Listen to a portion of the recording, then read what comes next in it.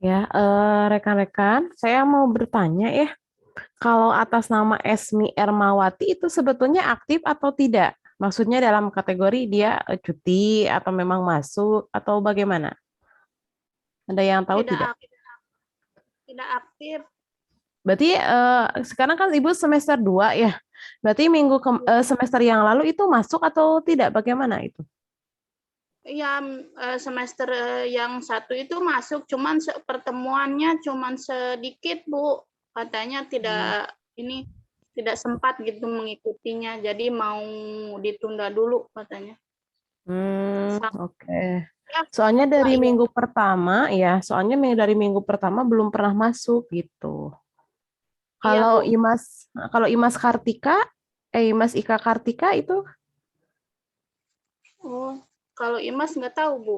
Coba nggak tanya Esti. tahu. Iya. Kalau Oyah Febriani, Oh ya, sama Esmi itu sama, Bu. Maksudnya berdekatan. Dia juga sama berhenti dulu katanya gitu. hmm, hmm, hmm. Iya. Siapa lagi? Udah ya, berarti Imas tidak tahu. Bu Oyah. Kalau Rida Fatimah, Teh Rida, Terida. iya Rida Fatimah itu. Masa Jadi saya ini ada beberapa nama ya. Eh, eh, apa ya? Abdi bingung soalnya dari minggu pertama belum pernah masuk. Tapi kalau yang namanya Rida Fatima itu setiap minggunya suka japri abdi gitu. Dalam artian memastikan besoknya apakah perkuliahan online atau bagaimana gitu. Tapi saya perhatikan di sini itu nggak masuk gitu. Apakah itu hanya penanggung jawab saja ya atau memang mahasiswa gitu. Kalau di mata kuliah lain mah dia udah semester keempat apa lima gitu, Bu. Kalau Hmm, di tanggung jawab aja, Bu. oke, oke. Tapi di sininya ada gitu. Daftar di absennya ada yang namanya Rida Fatimah tuh gitu. Ini Bu Esmi juga ada, Bu Imas Ika, terus Bu Oya, ya, Rida Fatimah ada. Jadi saya bingung ini dari minggu pertama belum pernah masuk gitu. Apakah statusnya cuti atau memang sakit atau bagaimana gitu.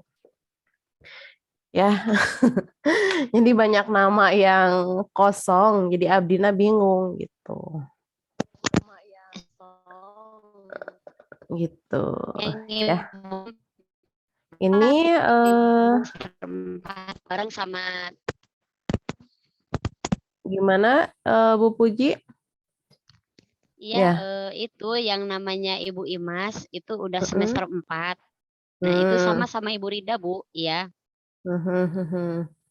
Ya, soalnya di absennya semester 2 masih tercantum gitu. Ya, Iya. nanti Abdi konfirmasi ke Bu Mutinya bilihna kumaha-kumaha. Ya, ibu-ibu sekalian, mangga yang kameranya masih off, di-on-kan ya.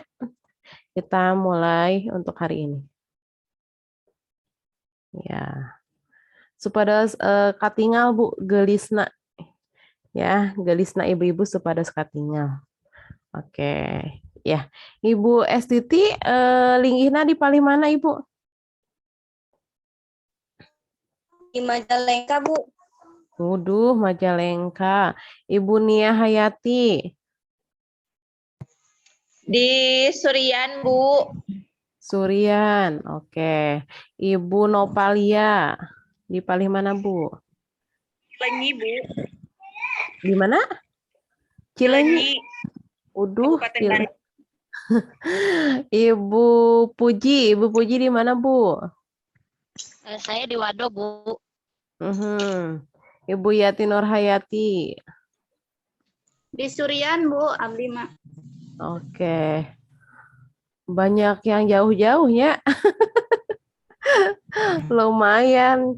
Jadi untungnya ibu-ibu daring gitu. Kebayang kalau misalnya harus tatap muka gitu. Dari segala penjuru ada gitu.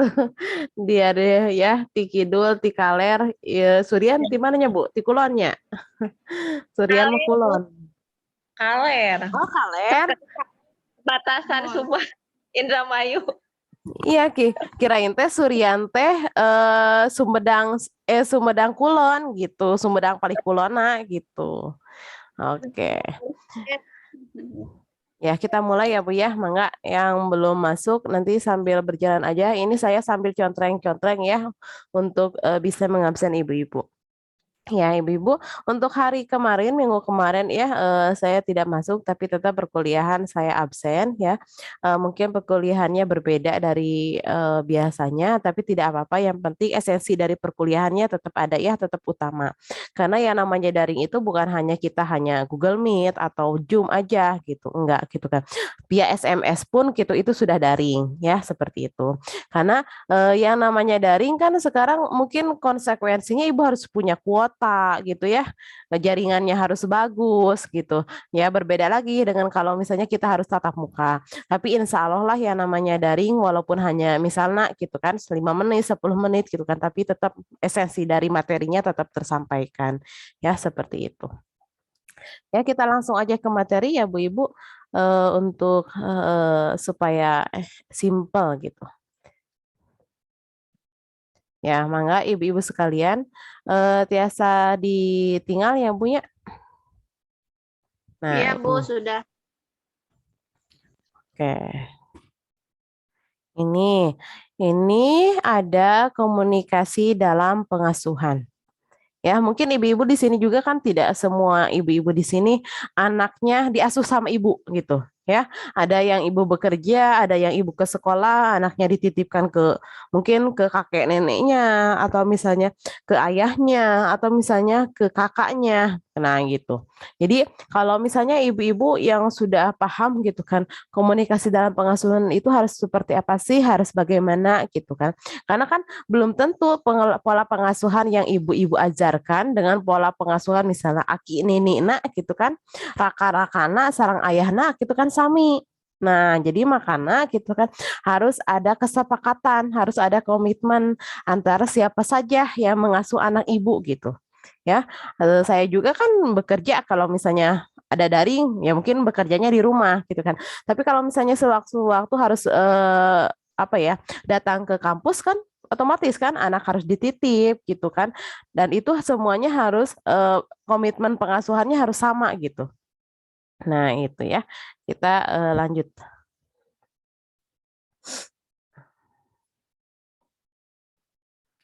Nah, ini bisa ya bacalah sedikit-sedikit mangga ya Bu ya. Ya intinya bahwa komunikasi itu adalah proses pembentukan, penyampaian atau bahkan penerimaan serta pengolahan pesan yang terjadi dalam diri seseorang atau di antara ya dua orang. Dua orang itu siapa? Gitu kan. Yang berbicara gitu kan dan yang menerima pembicaraan gitu. Ya antara pembicara dan antara pendengar gitu. Jadi kalau misalnya ibu-ibu apa ya hanya berbicara satu orang saja gitu kan itu bukan komunikasi gitu. Ya jadi intinya kalau misalnya komunikasi itu adalah ada dua orang lah minimalnya gitu kan. Tapi kalau misalnya ibu-ibu mengajar di sekolah gitu kan, ibu berbicara di lingkaran besar atau misalnya di lingkaran kecil ke anak-anak, anak-anak misalnya hari ini tanggal berapa ya? Hari apa ya? Gitu kan. Siapa yang kemarin misalnya jajannya banyak sekali gitu kan. Bawa uangnya banyak. Nah, itu kan juga kan komunikasi. Ibu berbicara ke anak-anak, adanya percakapan gitu. Nah, itu. Jadi adanya penyampaian. Penyampaian itu pesan apa yang ingin Ibu sampaikan gitu. Terus penerimaannya dari siapa? Gitu kan dari anak-anak. Otomatis kan anak-anak menerima informasi dari Ibu ya. Terus pengolahan pesan gitu kan, pengolahan pesan dalam artian ibu berpikir kata atau kalimat yang seperti apa gitu kan, yang supaya pendengar itu paham apa yang kita bicarakan gitu. Contohnya gitu kan, yang satu misalnya ibu orang Indonesia nih berbicara ke orang Inggris misalnya, ngerti nggak bakalan nyambung Bu sampai kapanpun gitu, karena mereka nggak paham apa yang ibu sampaikan, begitupun orang lain gitu. Nah, gitu. Jadi yang namanya komunikasi itu harus ada apa ya? Pemahaman antara kedua belah pihak. Ya, jangan sampai ibu intinya A, ternyata orang lain menanggapinya B. Itu kan akan menjadi salah paham. Nah, itu. Nah, ternyata komunikasi lisan itu terhadap ada prasyarat utamanya gitu. Yang tadi Bu ada interaksi. Jadi yang namanya interaksi itu adalah minimalnya 2 orang gitu. Ya, misalnya ibu rekan kerja dengan rekan kerja atau misalnya ibu ngobrol nih, bagaimana sih anak hari ini, misalnya ibu dengan suami, nah gitu. Atau misalnya ini saya lagi berbicara ke ibu-ibu sama ini juga komunikasi. Ya, adanya interaksi. Interaksi apakah hanya dari berbicara saja gitu kan? Enggak, Bu. Dari apa, Bu? Dari mimik muka gitu. Ya, dari intonasi nada gitu. Jangan sampai saya berbicara marah ke ibu-ibu gitu kan. Tapi intonasi nadanya senang gitu. Kan itu nggak nyambung gitu. Atau misalnya saya bahagia, Bu, tapi mimik mukanya kok sedih gitu. Kan nggak nyambung juga gitu. Jadi yang namanya komunikasi itu harus sinkron antara mimik muka, intonasi yang diucapkan gitu. Jangan sampai orang lain berpikirnya beda gitu. Nah, ini bahwa interaksi itu bertujuan untuk mendapatkan makna yang sama-sama dimengerti oleh pihak-pihak yang berkomunikasi. Ya, makna yang sama-sama dimengerti gitu kan. Jangan sampai misalnya ini perkuliahan ini gitu ya. Saya sudah berbicara dari A sampai Z, terus ngaler, terus ngidulnya, terus ngewetan gitu kan. Tapi ibu nggak paham apa yang saya sampaikan gitu. Nah, berarti itu komunikasinya tidak bermakna gitu, Bu. Ya, yang namanya komunikasi, interaksi itu adalah ada pesan-pesan yang ibu-ibu sampaikan, tapi orang lain pun paham gitu. Nah, gitu. Jadi makanya kan ada apa ya? Ada sesi di mana saya bertanya balik ke ibu-ibu. Ibu-ibu mangga aya nu bade ditaroskeun. Nah, itu untuk memastikan gitu kan. Apakah ibu paham tidak apa yang saya sampaikan? Nah, itu. Nah, ini ya Bu ya, bahwa anak itu adalah generasi penerus keluarga dan bangsa. Ya, sudah jelas ya Bu ya, bahwa nanti mungkin berapa puluh tahun ke depan gitu kan, yang namanya anak kita akan menjadi pemuda, yang namanya anak kita akan menjadi pemudi gitu. Jadi kalau misalnya apa ya, ibu-ibu tidak paham bagaimana cara mengoptimalkan potensi anak ibu gitu kan, nanti anak ibu kasihan Bu. Ya, atau misalnya apa ya, setiap anak itu unik. Jadi kalau misalnya ibu menginginkan anak ibu pintar secara bahasa, tapi toh ternyata minatnya misalnya di musik gitu kan, nggak itu nggak nyambung juga, nggak bisa ibu memaksakan hal itu. Atau misalnya anak ibu sukanya di sepak bola nih Bu, digerak misalnya, ku ibu teh dijejali sama matematika, kudu pinter matematika, kudu juara matematika misalnya, harus ikut olimpiade matematika, kan nggak nyambung juga Bu, kasihan anak-anaknya. Jadi intinya bahwa setiap anak itu punya keberagaman masing-masing, punya bakat masing-masing, punya minat masing-masing, dan tentunya punya potensi yang berbeda-beda gitu. Anak yang kembar pun itu potensinya akan berbeda Bu. Yang satu darah gitu, yang satu genetik gitu. Ya, bagaimana dengan anak-anak yang berbeda genetik? Sudah jelas Bu, kemampuannya pun akan berbeda gitu. Ya, kemampuannya, kelebihannya gitu kan. Mereka sudah bisa menentukan bakat minatnya sendiri. Jadi kita sebagai orang tua bagaimana sih untuk bisa menyeimbangkan hal itu? Ya, dorong aja Bu. Ya, support aja, stimulus aja gitu.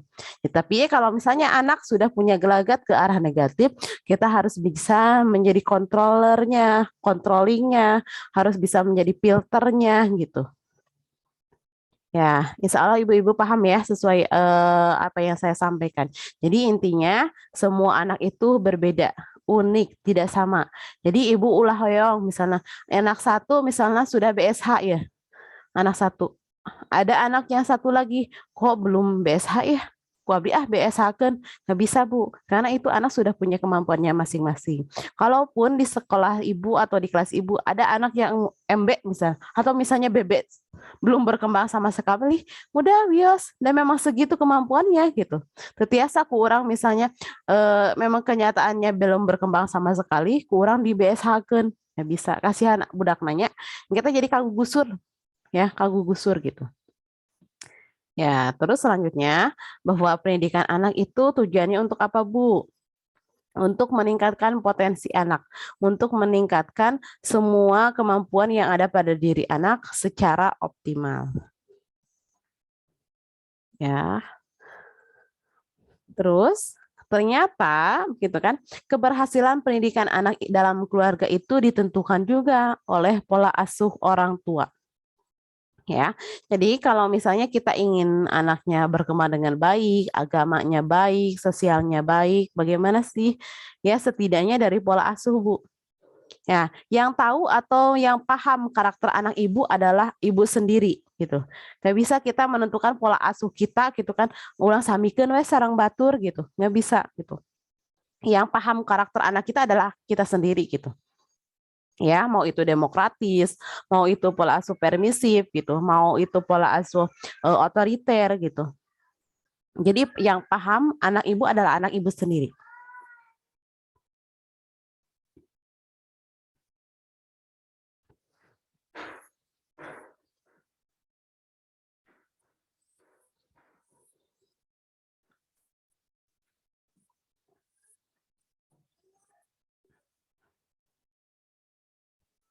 Ya, dipahami dulu, Bu.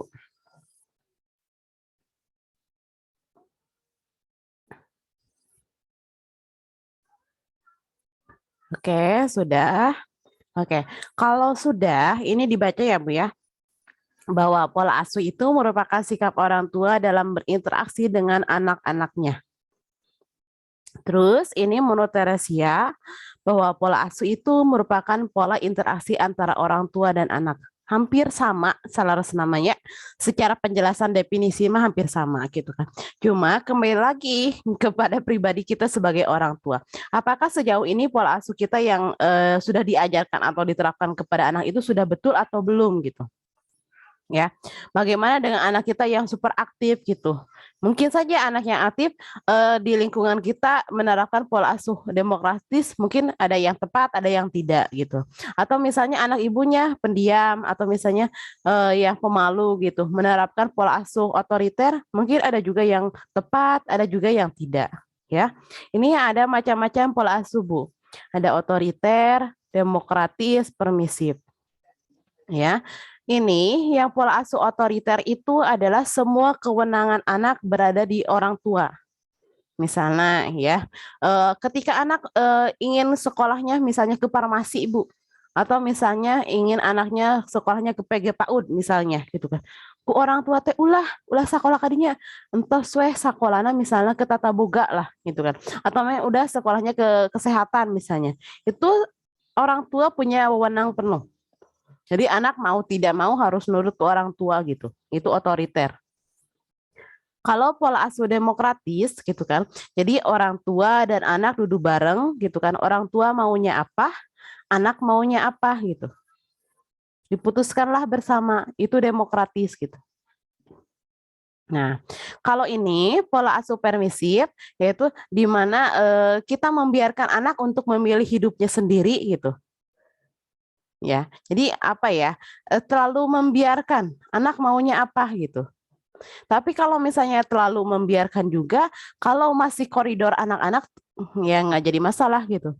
Takutnya kita serba membiarkan, tapi anak sudah kelas 6 SD misalnya, minta motor Bu, gitu kan. Orang tuanya harus dikasih, enggak Bu, gitu. Jadi kalau misalnya pola asuh permisif itu lebih kepada anaknya yang punya wewenang gitu. Nah, setidaknya dari ketiga pola asuh ini ibu sudah bisa menentukan kira-kira saya harus di pola asuh yang mana untuk anak-anak gitu. Ya. Nah, gitu. Yang tahu karakter anak kita ya kita sendiri gitu. Kita nggak bisa mensamakan pola asuh kita dengan pola asuh orang lain.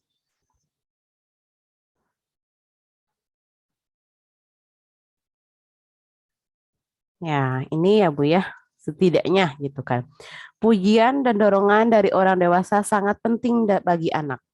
Jadi anak itu bukan hanya dilihat seberapa kaya atau seberapa besar fasilitas kita yang diberikan kepada anak. Ya, misalnya teteh panyenakeun garpuh, misalnya panyenakeun sendok di dapur misalnya. Anak ke dapur, ngambil sendok, ngambil garpu, misalnya, ih pinter, anak soleh sudah berhasil, misalnya gitu. Itu pun pujian Bu, gitu kan. Anak soleh gitu, anak pinter, hebat gitu. Nah, itu pun sangat penting untuk anak. Ketika anak dapat pujian dari kita gitu kan, anak akan lebih percaya diri gitu. Ya. Jadi intinya anak itu bukan hanya dilihat seberapa besar atau seberapa mahalnya anak diberikan fasilitas oleh kita, tidak. Bersifat pujian aja, hal simpel gitu. Itu sangat membuat anak bahagia gitu, berbunga-bunga gitu. Nah, itu ya Ibu. Terus selanjutnya ya, di sini dijelaskan bahwa ternyata komunikasi dalam pengasuhan itu sangat penting, ya. Komunikasi termasuk apa, Bu? Ya, bahasa kita, Bu. Ya, ada juga gitu kan anak-anak yang berbicara kasar gitu kan, berbicara kasar harusnya orang tua di rumah itu adalah meluruskan. Ya, misalnya teteh, aa gitu kan, ulah gitu nyariosna, awon, tekenging gitu kan. Misalnya, ada juga orang tua atau keluarga yang ketika anaknya berbicara kasar, ikut-ikutan kasar gitu. Nah gitu. Jadi kalau misalnya dievaluasi, diobservasi, ulah nyalahkan budak batur, ulah nyalahkan lingkungan batur, toh lingkungan sendiri juga malah secara tidak sadar membentuk komunikasi anak menjadi jelek gitu, menjadi negatif gitu. Ya, jadi saya heran sama orang tua atau misalnya sama keluarga-keluarga yang ketika anak sudah berbicara kasar, orang tuanya malah ikutan kasar juga gitu. Ya, jadi ulah nyalahkan lingkungan orang lain atau misalnya ulah nyalahkan budak orang ya, misalnya berbuat kasar, karena gaulan yang si eta gitu. Kita harus evaluasi dulu keluarga kita itu seperti apa gitu. Ya, ada juga orang tua yang kayak gitu. Ambek-ambekan we nyalahkan budak batur gitu karena anaknya berbicara kasar. Toh dia sendiri orang tuanya malah ikut-ikutan kasar gitu. Ya, secara tidak sadar orang itu malah membentuk pembiasaan kepada anak gitu. Iya, karena jumlah jam anak bermain dengan jumlah anak berada di keluarga lebih banyak jumlah anak di keluarga gitu. Jadi bagaimana orang tua itu menjadi role model, menjadi modeling untuk anak, termasuk ini di bahasa gitu.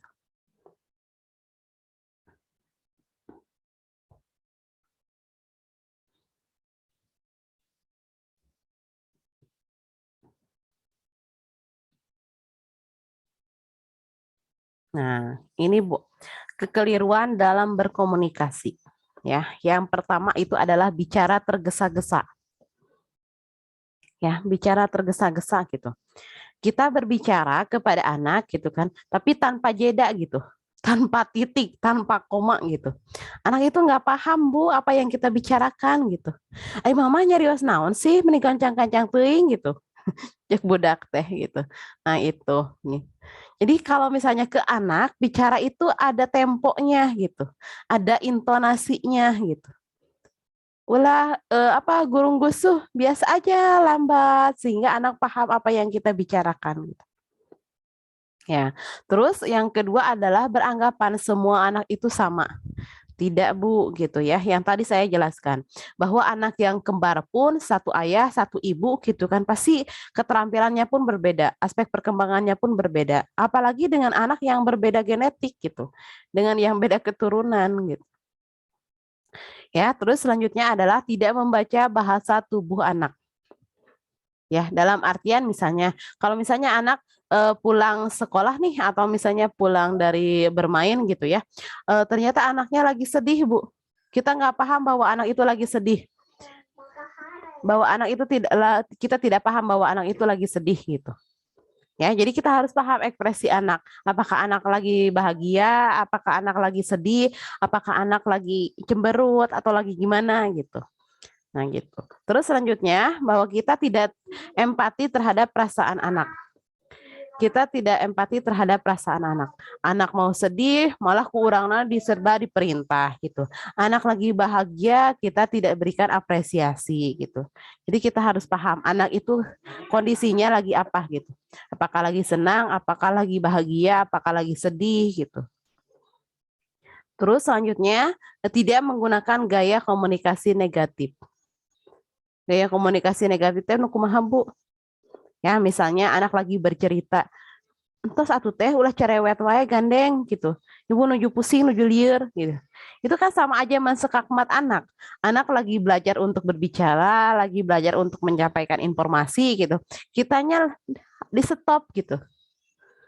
Nah, ya gitu.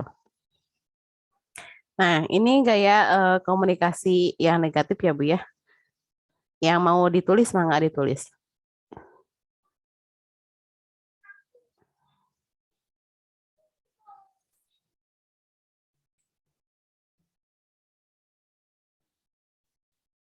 Oh sudah.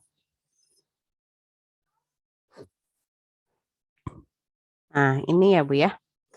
Gaya komunikasi yang negatif ya. Saya yakin ibu-ibu pernah melakukan ini kepada anak. Sadar tidak sadar atau misalnya lagi marah ibu-ibu ya. Yang pertama itu adalah memerintah, Bu. Kalau misalnya kita terus menerus memerintahkan perintah kepada anak, anak juga akan jenuh, Bu. Ya. Tapi kita juga harus belajar anak untuk bisa menerima perintah. Satu perintah, dua perintah, tapi yang simple misalnya. Misalnya teh gini, teh pangenakeun gelas di dapur, terus ibu hoyong gin eusiannya gitu. Itu kan dua perintah. Ambil gelas yang pertama, terus satu isi air. Nah, itu dua perintah gitu. Yang simple aja, Bu. Tapi kalau misalnya setiap kegiatan kita melibatkan anak, dari anak bangun tidur sampai anak tidur lagi di malam hari, udah kita melakukan perintah kepada anak, lama-lama anak bosan, Bu. Lama-lama anak jenuh, lama-lama anak marah gitu. Nah, gitu. Terus yang kedua adalah meremehkan. Gitu. Misalnya, teteh sok berhitung misalnya 1 sampai 10 biasa tuh. Misalnya anaknya cuma bisa berhitungnya sampai 3 nih. Teteh mah cemen, teteh mah belum bisa berhitung ya. Teteh mah belum pinter. Nah, itu meremehkan, Bu. Ya. Jadi anak apa yang kita rasakan itu akan masuk ke dalam memori anak.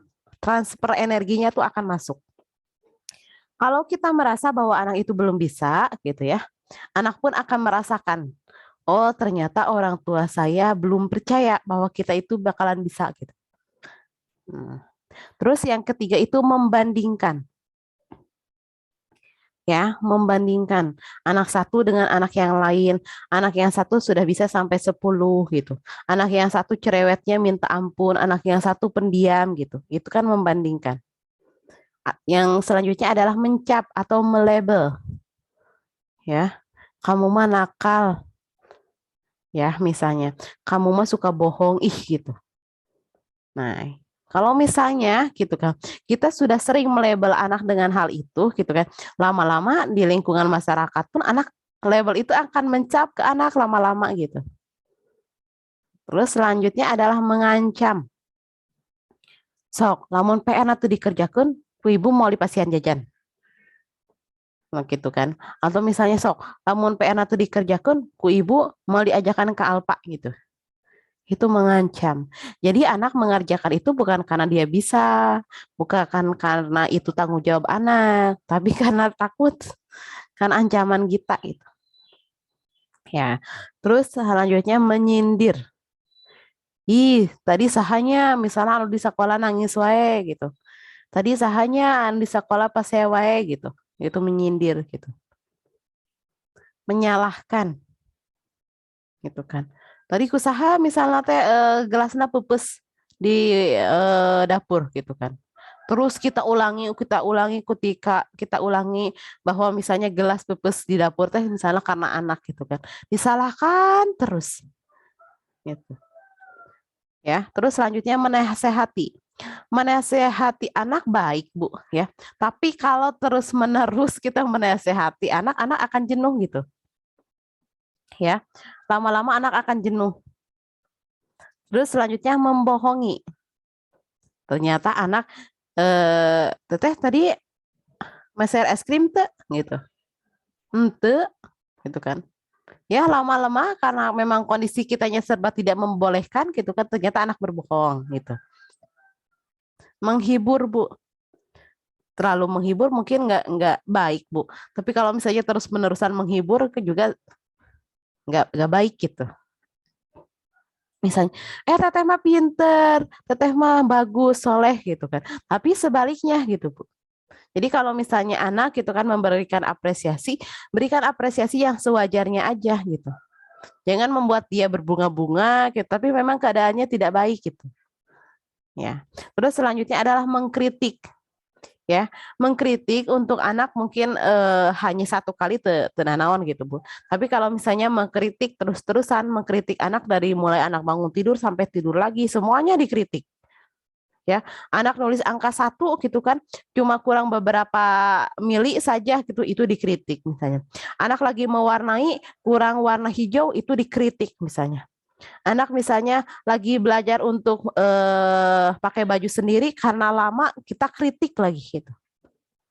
Ya, dari ke-11 gaya komunikasi negatif ini, kalau lama-lama gitu kan, kalau lama-lama kita berikan kepada anak gitu kan, itu akan negatif. Ya, itu akan negatif. Oke, ibu-ibu mangga dari yang tadi saya sampaikan ada yang mau ditanyakan tidak? Ada yang mau di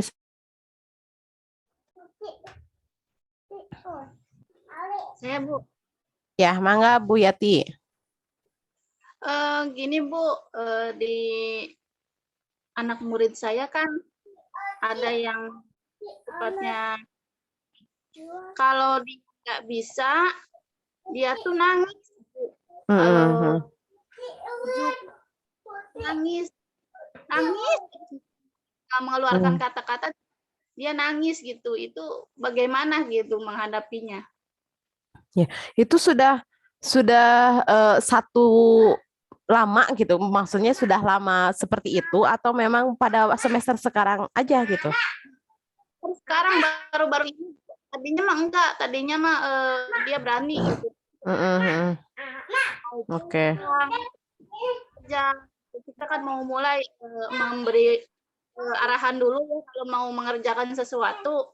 Ternyata dia udah bilang, "Bu, aku nggak bisa," langsung nangis gitu. Ya, saya tidak begitu paham ya Bu ya, Amnang itu memang secara wataknya serapuh itu ya, karena itu gitu kan. Jadi makanya kalau misalnya anak-anak yang lagi nangis atau itu sebetulnya butuh penguatan kita gitu, butuh penguatan kita. Dalam artian kita harus membangkitkan anak supaya lebih percaya diri gitu, supaya lebih optimal lagi dalam mengerjakan sesuatu ya. Kalau misalnya kita sudah paham watak anak itu atau karakter anak itu seperti itu, ketika dia mendapatkan kesulitan, jangan langsung kenaon teu tiasa. Ya, berarti dia harus menjawab kelemahan pada dirinya gitu. Adek kunaon teu tiasa. Dia kan bingung, Bu. Dalam artian dia bingung apa kelemahan dari diri anak itu supaya apa ya, sehingga dia tidak bisa menyelesaikan. Pada akhirnya nangis gitu. Nangis itu sebetulnya isyarat Bu, komunikasi juga gitu. Bahwa dia sudah tidak sanggup untuk menyelesaikan sesuatu. Kadang ada anak-anak ya, kadang ada anak-anak yang tidak bisa menyelesaikan sesuatu tapi dia berbicara. Ibu, entos alim, bosan misalnya, entos capek gitu kan. Oh, anak itu sudah bisa tidak bisa menyelesaikan sesuatu tapi dia berbicara. Ada anak yang tidak bisa menyelesaikan sesuatu gitu kan, tapi dia nangis. Akhirnya teh nangis gitu. Nah, jadi kalau misalnya kita sudah paham anak itu seperti itu gitu, jangan langsung bertanya, adek kunaon henteu selesai, kunaon henteu rengse. Nya wios, adek mah pinter, wios tos sakit oge gitu kan. Tapi entosnya, wami hoyong bintang nanti lu tos nangisan entosan gitu kan. Nah gitu. Jadi kalau misalnya sebetulnya kita harus paham dulu lah karakter anak itu seperti apa. Jadi kalau misalnya kita sudah paham karakter anak itu seperti apa, kita bisa menentukan pola asuh ya di sekolah atau misalnya di keluarga yang seperti apa yang pas, yang cocok sesuai dengan karakter itu sendiri. Baik Bu, Ya? terima kasih Bu. Sami-sami. Mangga aya 4 menit deui nu bade diteruskeun. Ya, mangga aya nu bade diteruskeun. Nanti kita minggu depan sudah memasuki bulan Ramadan ya Bu ya. Kebayang kita kuliah jam 11 siang-siang panas-panas ya. Anu kedahna es cendol, es jeruk. Aduh, mantapnya punya. Ya, mangga aya nu bade ditaraskeun tah ya? Ibu Ya, Esti mau nanya. mangga Bu Esti. Nah, kalau untuk yang pola asuh, Bu, kan ada pola asuh demokratis. Nah, kalau pola asuh demokratis itu kan kayak semua diobrolin gitu kan ya, Bu, sama orang tuanya, sama anaknya. Ada nggak sih, Bu, sisi negatif dari pola asuh demokratis? Ya, ya. Sebetulnya setiap pola asuh itu ada posisi apa ya negatif dan positifnya gitu ya Bu ya.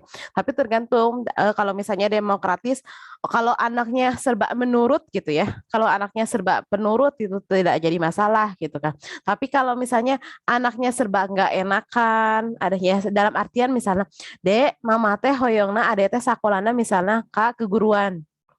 Mama ada kapungkurna teh da janten guru. Cing ade tiasan tuh janten guru gitu. Itu kan keinginan orang tua.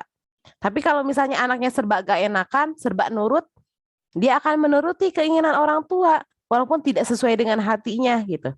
Nah, jadi makanya banyak anak-anak yang di tengah perjalanan itu lebih cenderung malas ya, misalnya pertemuan semester 6, semester 5 cenderung malas atau cenderung sudah angkat tangan kan apa? Karena dia mengikuti jalur tidak sesuai dengan hatinya, karena sesuai dengan orang tuanya gitu. Ya, jadi makanya demokratis itu sebetulnya ada plus minusnya, tergantung dari karakter anaknya itu seperti apa gitu. Kalau misalnya anaknya juga serba aktif, Bu, gitu kan, kita menerapkan pola asuh demokratis yang harus serba orang tua maunya ini, anak maunya gimana. Kalau misalnya tidak ketemu jalan tengahnya, ya dikhawatirkannya yang tadi, Bu, ya di tengah perjalanan anaknya tidak bisa sejalan gitu. Orang tuanya menginginkan hal ini. Nah, gitu. Jadi sebetulnya setiap pola asuh juga ada plus minusnya, tergantung dari orang tuanya, tergantung dari anaknya apakah bisa sejalan atau tidak gitu. Karena tidak mungkin Bu yang namanya demokratis kan di tengah-tengah harus sejalan terus. Nggak bisa gitu. Pasti ada kontroversinya setiap anak gitu, setiap orang tua. Nah, itu harus menyatukan pemikiran itu yang susah gitu. Menyatukan pemikirannya yang susah gitu. Ya. Mangga aya deui nu sanes 2 menit lagi. Makasih, Bu. Sami-sami. Ya. Berarti hari ini hanya 7 orang yang masuk. 1 2 3 4 5 6 7 ya, hanya 7 orang yang masuk. Ya, Ibu-ibu untuk hari ini kita selesai ya. Kita kembali lagi di pertemuan yang akan datang ya. Tapi kalau misalnya saya tidak bisa kuliah seperti biasa aja Bu ya.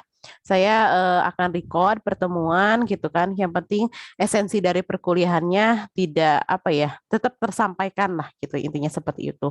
Ya, perkuliahan dengan saya mah nyantai Bu. Dan saya juga punya anak balita ya, yang punya anak balita 2 tahun gitu kan. Jadi kalau misalnya tidak ada yang pegang, tak aya nu ngasuh, repot gitu Bu. Ya, jadi kalau misalnya Ibu hari ini di cancel dulu ya, berarti itu tandanya apa ya, di rumahnya tidak ada siapa-siapa gitu Bu. Ya, di rumahnya tidak ada siapa-siapa karena suami saya juga kan harus ke sekolah gitu ya. Kalau misalnya kebetulan lagi libur gitu kan, lagi nggak ada jadwal mungkin bisa gitu kan. Tapi kalau tidak bisa ya seperti biasa aja ya. Nanti saya koreksi absennya dari komentar yang Ibu-ibu sampaikan. Ya, Ibu-ibu sekalian untuk hari ini terima kasih. Mudah-mudahan kita ketemu lagi di pertemuan yang akan datang. Oke, selamat siang. Assalamualaikum warahmatullahi wabarakatuh. Waalaikumsalam warahmatullahi wabarakatuh. Terima kasih. Sami-sami.